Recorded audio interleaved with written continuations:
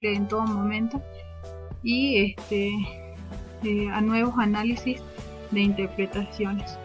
Vamos a seguir con los diarios. Bueno, estos diarios son más personales, son informes personales que se utilizan para recoger información.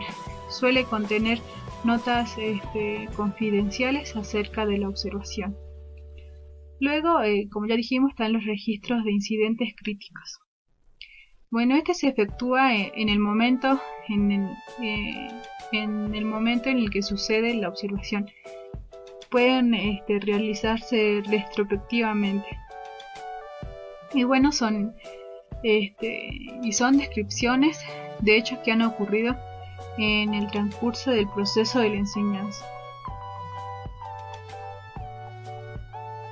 Bueno, podemos concluir con lo que son los instrumentos categoriales. Bueno, se puede decir que se pueden considerar cerrados y los instrumentos narrativos abiertos.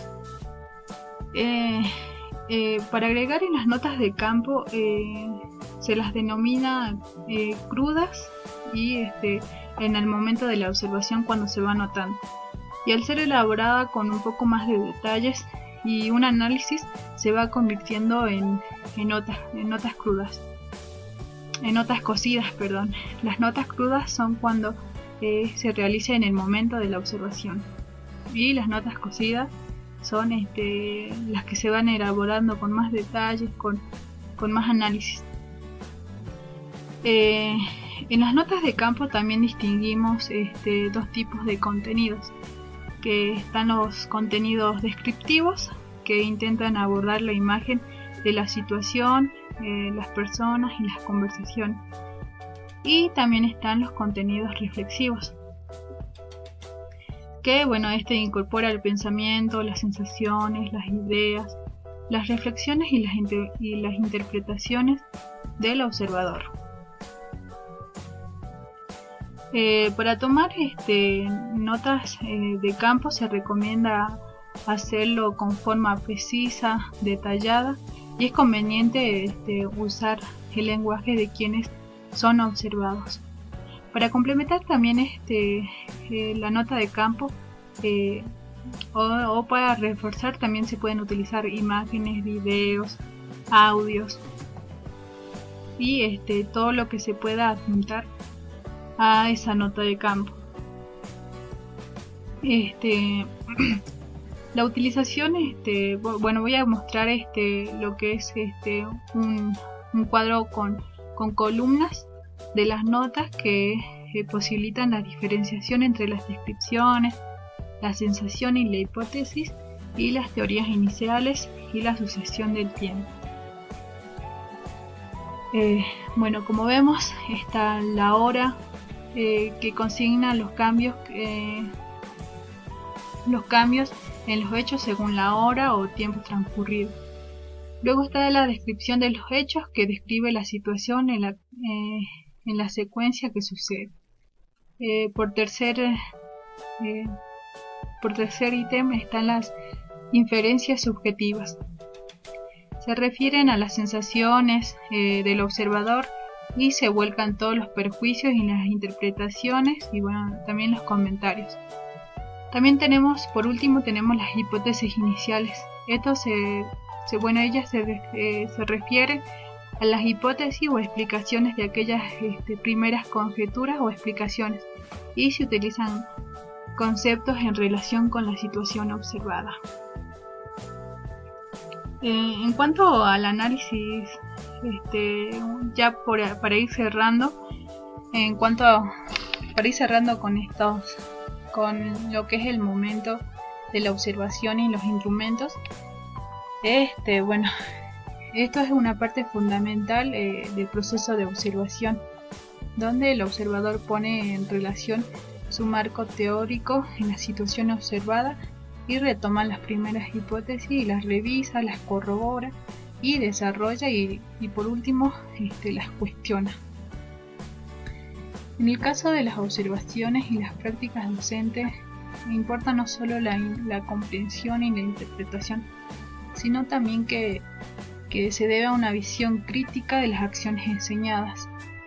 Y Para destacar, es fundamental que el análisis concluya con la mirada del observador. Vamos a ver aprender a hacer foco. Desde este tema nos tenemos que centrar desde un punto de vista positivista, el cual tiene dos desventajas y dos limitaciones. Las desventajas que tiene son la subjetividad y la reactividad. La subjetividad puede llegar a tener relación con la objetividad. Y esto pasa porque durante muchos años se consideró que el observador debía ser neutral, pero es inevitable intervenir, que el observador pueda intervenir sus saberes previos, sus representaciones, sus concepciones sobre el objeto que está observando. Y esto ocurre porque el que ve no es el ojo, sino el sujeto. El sujeto que observa no dispone de verdades, sino de versiones construidas desde su singular punto de vista. Es por esto que el papel que tiene el observador es fundamentalmente activo, y una de sus tareas del observador consiste en tomar cada vez mayor conciencia de los marcos de interpretación. Todo esto que acabo de decir es en parte de la subjetividad. Por otro lado está la reactividad, una de las otras desventajas que tiene la observación. En esta parte podemos decir que el impacto de la presencia del observador puede variar en función del tipo de interpretación que realice, es decir, el grado de participación en la situación observada. Por otra parte, en el caso de las heteroobservaciones aparece la reactividad.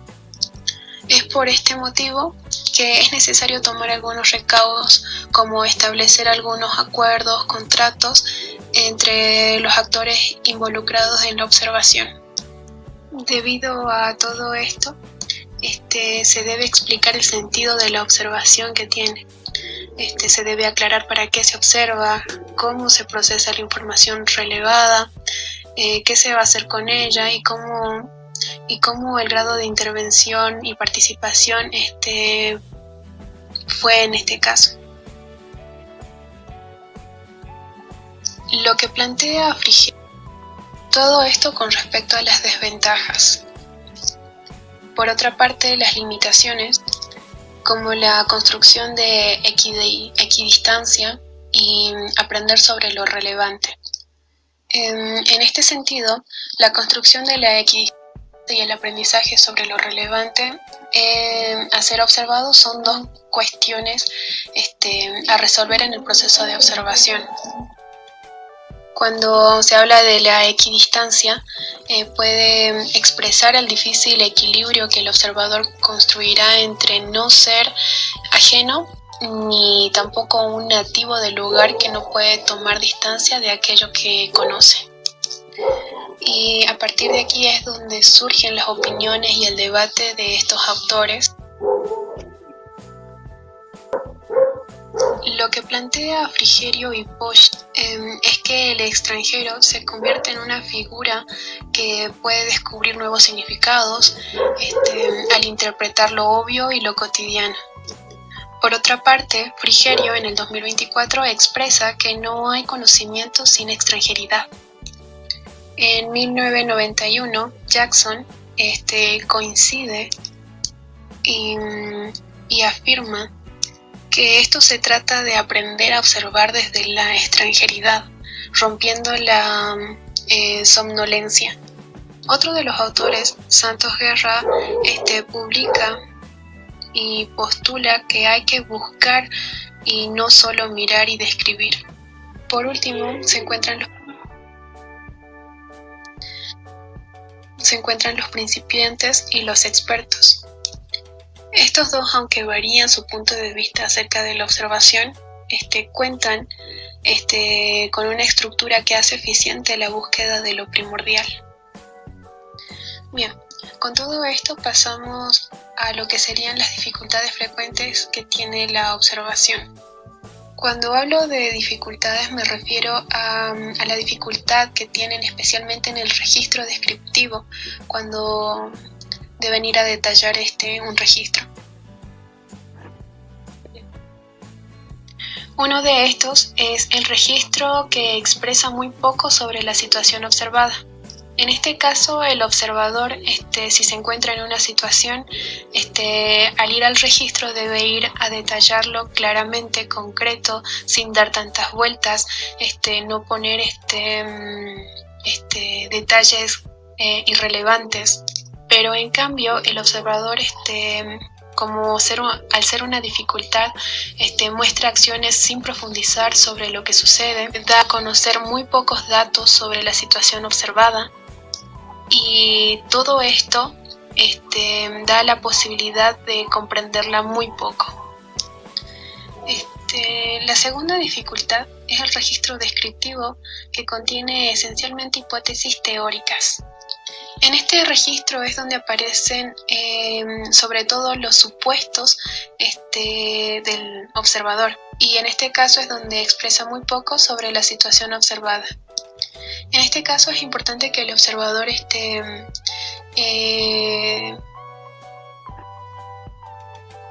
trabajar sobre este aspecto fundamental, dado que la confusión entre la descripción de situación y planteo de hipótesis teóricas es muy común cuando los estudiantes comienzan a observar.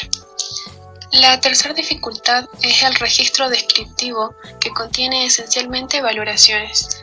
Por ejemplo, si un profesor de manera adecuada pide a los alumnos que comenten un texto leído, puede que dos contesten y el profesor de manera muy clara pero enérgica les expresa que hay una parte de lo que dicen que es incorrecto.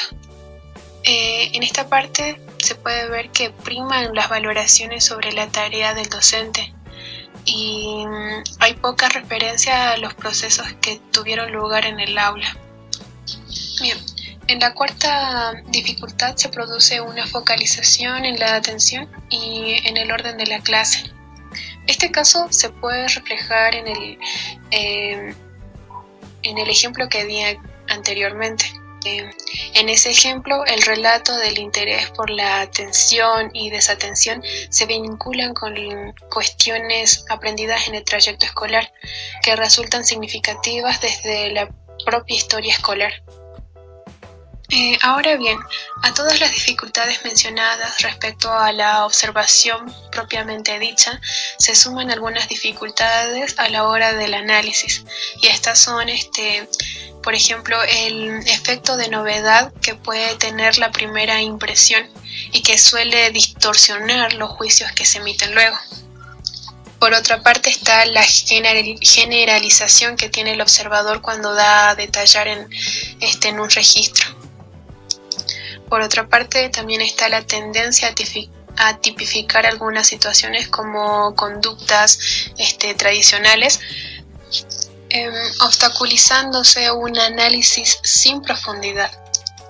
Bien, ahora que hemos podido comprobar los límites y dificultades de lo que puede llegar a tener un observador y la observación en el registro, es importante tenerlos en cuenta y convertirlos a estos en un objeto de reflexión para poder enriquecer su uso.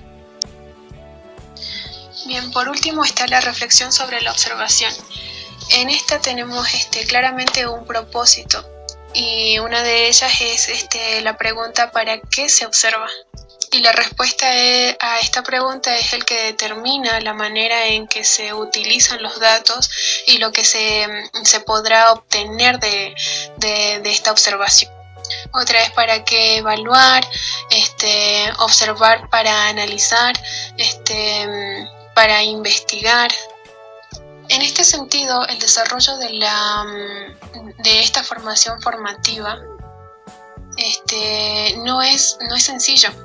Observar para formar, formar para comprender, para interpretar, para reflexionar críticamente, para revisar el accionar.